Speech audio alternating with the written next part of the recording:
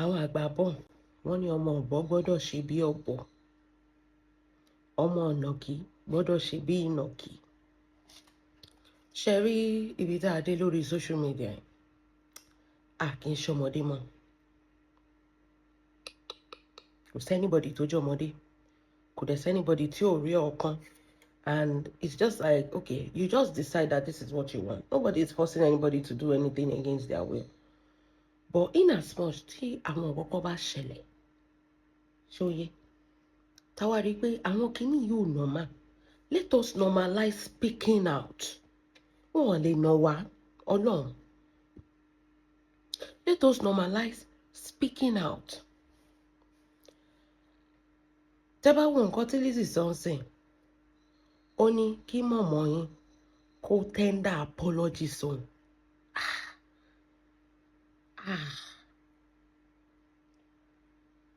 Ẹjọ́ ta ni Lizzy? And mo mọ̀ pé ibi tí mọ̀mọ́ wà yìí, mọ̀mọ́ is so desperate. Ṣé mọ̀ pé ìgbà tí mọ̀mọ́ kọ́kọ́ lọ sọ́dọ̀ àwọn ọmọ ayé, the same thing làwọn ọmọ ayé sọ. Now, the same thing ni Lizzy ń sọ. And ibi tí mọ̀mọ́ wà ń sìn, she's so desperate for love. She wants love. She's desperate for love. She's desperate for anything. She's so desperate níbi tó wà yìí tó jẹ́ pé anybody, anything, she's ready to mingle. Ẹ̀yin tẹ́ bá fẹ́ get mọ̀mọ́, this is the time that she's vulnerable. So anything tẹ́ bá gbé wá ó máa gbà. Mọ̀mọ́ lè gbóúnjẹ jẹ lọ́wọ́ ọ̀tá ẹ̀ because kò understand kíní kan pé face ní gbogbo nǹkan tó ń ṣe. Òun dẹ̀ ló súnra ẹ̀ débẹ̀ o. Òun ló súnra ẹ̀ débẹ̀. But kò, mo sọ fún yín pé miscalculation. Their whole idea on this social media is nígbà tó kọ́kọ́ bẹ̀rẹ̀ wàhálà pẹ̀lú Dorcas ni pé báwọn ṣe ṣùjọ yẹn, àwọn èèyàn bẹ̀rù àwọn èèyàn prefer àwọn èèyàn ṣe kíní àwọn, wọ́n máa lùjọ, wọ́n mú amẹ̀bọ̀, wọ́n mú mọ̀mọ́, àwọn mẹ́ta. Wọ́n come together pé káwọn go against Dorcas. Pé they are enough to them. Sherry, they are enough to tackle Dorcas. Their plan is, one, need plan B. The plan doesn't have a plan B. The plan is a foolproof plan according to them. Wípé táwọn bá ti ṣe kíní fún Dorcas tó bá ti lọ, pé àwọn máa tẹ̀ pa, kò ní sí donation, kò ní sí Dorcas mọ́, they will not even be able. Nǹkan tó ń ṣẹlẹ̀ sí wọn lénìí, àwọn ti project pé nǹkan tó máa ṣẹlẹ̀ sí Dorcas nìyẹn táwọn bá gbógun tì. Nǹkan tó ń ṣẹlẹ̀ sí wọn lénìí, tọ́wọ́n ní view, tọ́wọ́n ní engagement, tí ò sẹ́nibọ̀dì tó fẹ́ gbọ́rọ̀ wọn mọ́. Tọ́ fi ń bẹ̀bẹ̀ kiri, nǹkan táwọn plan pé ó máa ṣẹlẹ̀ sí Dorcas nìyẹn. Tí by the time táwọn bá jáde, táwọn parọ́ mọ́, táwọn rárá bú fún, tí àlùjọ ṣorin fún, táwọn ṣẹ̀mọ̀, táwọn kó jìnnìjìnnì bọ́ ọ̀tẹ́ ẹ̀, everybody máa fílẹ̀, ó máa kó òun nìkan. Nǹkan tó plan fún Dorcas, kò tó tọ́ gbẹ́lẹ̀ fún Dorcas, ṣe rí pé àwọn ló kó sí. So that was their plan. They never had any plan B. Pé what if that doesn't work? Never. They never have any plan B. Ẹ wo àwọn mẹ́tẹ̀ẹ̀ta. They are irrelevant on social media now. Àwọn mẹ́tẹ̀ẹ̀ta, they are so irrelevant on social media. So ìyẹn ṣẹlẹ̀, ìyẹn lọ bẹ́ẹ̀. So ìgbà tó ṣe gbogbo kíní yẹn tó rí pé okay, ó ti ṣe kíní. Ẹ dẹ̀ rí pé ó boomerang. Okay, the next thing you can do is, stay by yourself, reflect. Sherry, kì í ṣe pé okay, nǹkan ti ṣe kíní kó máa sá jìnnìjìnnì. Okay, kíní boomerang, bó ṣe rò ó kọ́ ló ṣe bá. Sit down, relax, reflect. Where did you go wrong? What can you do? Momo is not having that phase because she still believes that she's something, even when she's nothing. Kí ni mo ṣe wrong? Báwo mo tún lè ṣe? How can I prevent this from happening again? What are people saying? To her and saying, she feels like we are dragging her. Ṣé mo pé mo sọ fún yín pé àwọn èdè kankan wà tí Dorcas ń pè ìgbà yẹn pé Momo, ẹ má ṣe kíní. There are some things these people are trying to do. Ẹ má jà ṣe kíní. Momo thought she was winning. Sherry Jai, from the beginning, there are two sides on this Facebook. There are side for Queen Mother, for Dorcas, for Momo, for Kenny, and there is side for Wedemesho, obviously. Sherry, àárín méjì yẹn is a very wild gap tó jẹ́ pé kò sẹ́nibody tó lè dàpọ̀. If you now cross from this end to that end, that means something is happening. Not even just anybody. Because if it was just any speaker that just crossed from their side to Lizzie's side, it would have been a shaking kò sí wàhálà. But Momo, I want to orchestrate. But Momo has been with Lizzie, been with Iyabo, chose to be with Iyabo's side. Now crossing to Lizzie's side. Kí Lizzie wá dá èèyàn tó ń sọ fún Momo pé kó lọ tender apology. Ẹ̀yin èèyàn. This is not about èèyàn kan dàgbà. Think about it. Right wo ni Lizzie ní tó fi máa sọ fún ìyá pé kí ìyá lọ tender apology fún un. Okay, tẹ́ bá fẹ́ sọ̀rọ̀ pé àgbàlagbà ni. Okay, ṣe bẹ́yìn náà lẹ sọ pé àgbàlagbà máa ń rẹ́ ọmọdé jẹ ni. Kí ló dé tí Lizzie ò sọ pé àgbàlagbà ti rẹ́ òun jẹ wípé àgbàlagbà ni Momo, òun ti forgive Momo. Kí ló dé tí Lizzie sọ pé kí Momo lọ tender apology. Mo dẹ̀ máa ń sọ kíní kan fún yín. Bí Lizzie ṣe débi tó délé ni Momo gangan ni. Because àwọn ló ń gbowó lọ́wọ́ ẹ̀. Àwọn ló ń pàṣẹ láàrin ara wọn. Wọ́n kàn sọ woman yẹn di ATM. Wọ́n fi ń cash out. Afẹ́gbèjà. They are the one collecting money from her. They turn her to what she is today. She doesn't even know who to trust. When she stop paying, bó ṣe bẹ̀rẹ̀ sí gbógun tì ní. This is their handwork. We know. Ọjọ́ tó bá ti fún wọn lówó, especially ìyá. The only thing Momo recognizes is money. When you stop giving her money, she turn around and start destroying your life. Both speaker, both social media people, those celebrity, everybody. At a vendor, she turn around and start destroying your life. Táwọn ọmọ ayé bá sọ pé kí Momo ṣe apology, àtẹ̀sí sọ pé òkè o, ẹ tẹ̀lé dára yín pọ̀ Momo tó. But tó bá sọ pé kí Lizzie sọ pé kí Momo ṣe apology, I'm trying to understand where is this going, because I have not seen a clear. Momo go to a clear picture. Momo, let's assume that you've apologized. Èmi gan máa bá yín bẹ̀ Lizzie at this point. Torí you are desperate for somebody to recognize you. You are desperate for somebody to accept you. That means you are not even who you say you are. Ẹnu lẹ́kọ̀ọ́ fi ń tàn wá jẹ lórí social media. Mo apology tí Dorcas ṣe fún yín gbà yẹn tígbà tí peace wá. Mọ̀ pé torí pé ó value yín ni. Ọlọ́run má jẹ́ kí èèyàn tẹ́ níbi téèyàn ti ń gbàyè. Nǹkan tó ń ṣe ìyá nìyẹn. Ọmọ yẹn value yín ni. Obu yín. At the end of the day, she tendered an apology for you. She knelt down on life and she said she's never going to come for you again. We are on peace. Anywhere tó bá attack yín ẹ máa rí òun. Tẹ́ bá rí ẹ máa rí àwọn speakers ẹ̀ náà. Anything tẹ́ bá ń ṣe àwọn speakers ẹ̀. Mommy gbé body lọ́jọ́ tèmi. We can see that mommy gbé body. Money, if not that ìjà yìí ṣẹlẹ̀, àwọn èèyàn máa rò pé ọmọ ewé ni mommy gbé body ni. Because she's even more lean to your side. Ẹ wá wọjọ́ tèmi. Ìgbà tẹ́yìn àti Dorcas tẹ́ni rift, Dorcas yìí apologize fún yín. Ó kúnlẹ̀ fún yín. That time, àwọn speaker gan drag ẹ̀ pé kí ló fẹ́. Ó gbé yín sókè, àṣẹ ẹ̀ nílẹ̀ lẹ́ni. Ẹ wá wò compared to today. Nígbà tẹ́ ní issue pẹ̀lú àwọn èèyàn, àwọn yẹn sọ pé àwọn tí ò tó yín lọ́jọ́ orí sọ pé kẹ́ ẹ lọ kúnlẹ̀ lórí live. Kẹ́ ẹ máa fẹnu gbolẹ̀, kẹ́ ẹ máa bẹ̀ wọ́n káwọn tó lè gbà yín. Ó ní mo sọ fún yín pé Momo has not sat herself down. Gbogbo wọ́nranwọ̀nran tó ń ṣe yẹn. This is not the time for wọ́nranwọ̀nran. This is the time for her to reflect. What have I lost? What is going on? What did I do wrong? Why am I in this circle? Because she could have fight, and oníkálukú wà lórí ilé ni. That is why she's desperate. You lost your page, you lost your fan, you lost speakers, even the speakers on your nation. Are they not even bold or buoyant enough for them to defend you? Ẹ wo báwọn speaker Dorcas ṣe jáde. Tó jáde tán. Àti update àti video àti gbogbo ẹ̀. They stay with her. Ìgbà tó ń wẹ̀yìn tó rí àwọn èèyàn. Òun gan wò pé I don't know that I'm loved like this. But ẹ̀yin tẹ́ ẹ rò pé wọ́n love yín, àṣẹ kò sẹ́nibody gangan lẹ́yìn yín.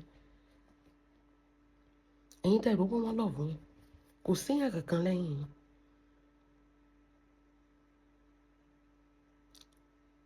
kó tó sọ pé kéèyàn ọ̀rọ̀ máa ṣe nílé ayé nìyẹn. Ibi tá a wà lọ́jọ́ tèmi, àwọn kankan wà tèmi tẹ ṣàkíyèsí pé ok tẹ bá dọ́dọ̀ Lizzy ṣé fẹ́ lọ máa bá àtàṣọ bíi ti Z-Dog ni. You know, I'm trying to understand because right now as we know, nǹkan Lizzy ò kí ń dáríjì yàn. Àǹtí Lizzy bá máa dáríjì yàn, ẹ̀mí yẹn á máa fẹ́ bọ̀. Fi yín, tẹ bá sọ pé àwọn ọmọ odó wọ yín, Lizzy á máa fi ojú yín gbolẹ̀ o. Dẹ̀ ní lè take torí ní respect mọ́ lọ́wọ́ Lizzy. Ó mọ̀ pé torí pé ẹ bá Dorcas jà lẹ ṣe wá bá òun, ó mọ̀ pé ẹ fẹ́ use òun ni, so òun náà ti rẹ kẹyìn. Nǹkan tí mo sọ ni pé ṣé ẹ̀yin ọmọ ewé iṣẹ́ lọ́pọlọ tàbí iṣẹ́ tiẹ̀ máa impact ọpọlọ sínú orí ìyá yín. You know, tí ìyá ò bá tiẹ̀ lọ́pọlọ, ó yẹ kẹ́yìn lè fi ọpọlọ díẹ̀díẹ̀ kẹ́ fi ṣọ́ọ̀kẹ́. It's because you let her do everything she want to do. You give her a free pass pé she's 65. This 65 doesn't have sense. At this point, nínú ewé, ó yẹ kẹ́ ẹ retire àmọ̀mọ́ ni, kẹ́ ẹ fèèyàn míì ṣolórí torí ẹ̀sìn ti pọ̀ jù. Ẹ̀sìn ti pọ̀ jù. Fọmọ olórí tí ò ní page, tó olórí tán ní kó lọ máa bẹ̀bẹ̀, kó máa kúnlẹ̀, kó máa bẹ Lizzy. Ṣé nǹkan tó yẹ kí mọ̀mọ́ máa fi, ṣé mọ̀mọ́ 65 ló yẹ kán sọ pé kó máa bẹ Lizzy? Ó yẹ kẹ́ ẹ méyàn míì kẹ́ fi ṣolórí. Èèyàn tó mọ nǹkan tó ń ṣe ni o.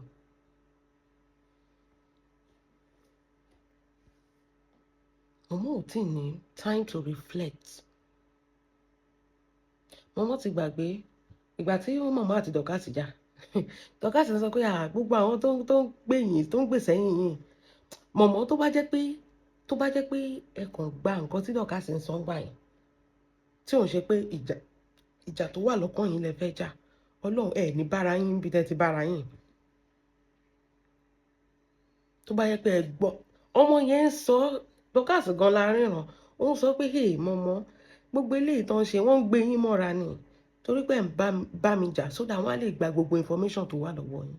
Wípé they are still coming to use. Ẹjọ́ ṣé Dorcas ò sọ bẹ́ẹ̀ pé gbogbo nǹkan tẹ̀ ń kó lẹ̀ wọ́n sì ń bọ̀ wá lò against yín? Kí ló ń ṣẹlẹ̀ lọ́jọ́ tèmi? Ẹ wo bó ṣe ń gbé Momo mọ́ra àtìgbà tí Momo ṣe bẹ́ẹ̀ dé. Àwọn ọmọ ayé máa ń post màmá ni. Àwọn láyọ̀ máa ń post màmá ni pé abẹ́dẹ̀ yẹn ó ta, ó dùn, anybody ò lè ṣe analysis. Ẹ wọjọ́ tèmi, Momo náà fi wá ń ṣe aláwàdà adìyẹ. Just imagine.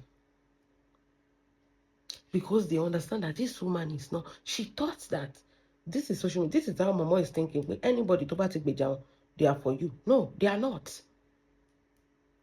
They are not for you. Wọ́n ò tí ẹ gbèjà ẹ̀gbọ́n torí pé àwọn ti ní issue pẹ̀lú Dorcas. Wọ́n á lo opportunity yẹn láti strike. Nǹkan tó ṣẹlẹ̀ nìyẹn. Kì í ṣe pé wọ́n like, kì í ṣe pé wọ́n nífẹ̀ẹ́. So o máa jókòó lẹ́ni Momo, Lizzy máa sọ fún ẹ pé I have forgiven you, and you in your dumb sense you will believe that Lizzy can forgive you. Ẹ jẹ́ sọ kinní kan fún yín. Lizzy tó máa ń sọ fún ẹ pé tó bá ti bá Ìyábọ̀ Òjó ṣe, o ti ṣe kinní kan, tó bá ti bá Ìyábọ̀ Òjó ṣe, ẹ bá Ìyábọ̀ ṣe, ẹ bá Dorcas ṣe. Mo máa rí fídíò yín tó ń trend ẹ̀yin àti Fọlá Tinubu. Báwo lẹ ṣe fẹ́ come clean of all that? Ní ọkàn Lizzy, ó máa rò pé Ìyábọ̀ ló rán yín wá. In fact, a ti máa kó pé irọ́ tó fẹ́ pamọ́ yín wípé Ìyábọ̀ rán yín wá kẹ́ wá gba information lọ́wọ́ òun. Torí kò ṣàìséyàn tí Ìyábọ̀ kì í rán sínú láìpẹ́. I mean, sometimes sit down. Jókòó sí throne. If you are a king, behave like a king. Ẹ má máa ṣe bí ẹrú kiri. Ẹ̀yin lẹ ń ṣe bí ẹrú lórí social media. Ọmọ ẹrú náà máa sọ pé kó lọ máa bẹ̀bẹ̀ kiri. Ó ti di speaker méjì tó sọ pé kẹ́ wá bẹ̀ wọ́n. Momo, tẹ́ ẹ bá rẹ́ anybody bá yín sọ, a máa bá yín sòótọ́ ọ̀rọ̀. Ṣé ẹ rí any speaker tó sọ pé kí Dorcas wá bẹ̀ wọ́n? Dorcas ló kéré jù lórí Facebook náà, but kò sẹ́nibody tó lè sọ bẹ́ẹ̀. Ó ti di èèyàn méjì. Àwọn ọmọ ayé sọ bẹ́ẹ̀, àwọn warriors sọ pé kẹ́ wá bẹ̀ àwọn. Ẹ̀yin ti rí comment àwọn warriors lọ́dọ̀ yín. Ẹ ti gbàgbé pé Lizzy controls the warriors. Òun ló rán wọn kàn lọ comment kẹ́ ẹ lè dá tọwọ́ yín lẹ̀. kó lè wà lóyìn ṣẹ̀dẹ̀ mọ́ pé ẹ̀yin bẹ́ẹ̀ ṣe wà yìí ẹ ti lè máa kúkú máa bá sọ̀rọ̀ lẹ́yìn kó ti máa pè yín torí you are a person that you don't even know what is called life ẹni yín dẹ̀ máa ń jò bá ìwé àpẹẹrẹ ni ó kù ti lè máa gba information Ìyábọ̀ lọ́wọ́ yín bẹ́yẹn so Lizzy promise you immunity ṣé ẹjọ́ ṣé Lizzy fẹ́ kú fún yín ni mo fẹ́ bèèrè yín ṣé Lizzy lè kú fún yín ṣá àbí Lizzy máa stop ẹgbà tẹ́ ń jẹ from happening because you don't think a lot of people you are cool with everybody okay ìgbà tẹ́ ti lọ bá Lizzy ṣe ẹ ti gbàgbé ìbílẹ̀ ni ẹ ti gbàgbé PS ni ẹ ti gbàgbé Farida ni àwọn vendor yín nìyẹn ẹ ti gbàgbé a lot of people tí Lizzy ti drag inú tí mo yín ẹ ti gbàgbé a lot of people celebrity tó ti wá sọ́dọ̀ yín ẹ ti gbàgbé àwọn speaker tó ń bá Lizzy jà tó jẹ́ pé ọ̀dọ̀ yín náà wà how do you want at the end of the day you will still lose wá loser lórí social media Momo every time ló yẹ kẹ́ máa jáde pé èmi rèé o you have lost your credibility and integrity with normal people now you are now going to the enemy's camp to go and be shaking kí ni Lizzy fẹ́ gbé fún yín pátápátá wọn máa gbé ìpolówó fún yín lẹ́yìn náà máa gbé rédíò sẹ́gbẹ̀ àwọn àdún California kìíní kan tẹ́wọ́n ẹ̀ ní kábàámọ̀ tẹ́wọ́n bá wọn pín inú ẹ̀ nǹkan táyé yín máa dà náà nìyẹn ẹ wá Adébímpé tó ti bá Lizzy ṣe látijọ́ wò kí la Adébímpé rí mú bọ̀ ibi tẹ́yìn iṣẹ́ aṣálẹ̀ tẹ̀sẹ̀ ń lọ sìn kí lẹ fẹ́ rí mú bọ̀ bóyá ẹ̀dẹ̀ rò pé ẹjẹ́ sọ nǹkan fún yín bí ó rò pé tóun bá lọ sọ́dọ̀ Lizzy òun máa pẹ́pẹ́ Ìyábọ̀ Momo that is the dumbest thing ó dàbí nǹkan tí amẹ̀bọ̀ ń ṣe lọ́wọ́lọ́wọ́ wípé tóun bá ń post monizer tóun àti Lizzy bá wá ṣe ń pín wéèrè ṣe láàrin ara wọn automatically is going to pẹ́pẹ́ Ìyábọ̀ Ìyábọ̀ doesn't give a fuck ẹ lè máa mọ̀ Ìyábọ̀ ò sínú fracas Ìyábọ̀ ò ràn yín àwọn yẹn ó ní nǹkan tó ń ṣe ẹ̀yin lẹ wà nù fracas àwọn yẹn ní nǹkan tó ń ṣe Ìyábọ̀ doesn't care ó ti sọ pé òun ò lè gbé lọ sẹ́wọ̀n ẹ kàn ti jẹ́ kí Ìyábọ̀ tún sá fún yín nísìn ẹ ti jẹ́ káwọn tó kù náà tún sá fún yín ó náà wọn lè gbé lọ sí kinní money is a waste of time ó náà ti fi sílẹ̀ kán gbé lọ sáró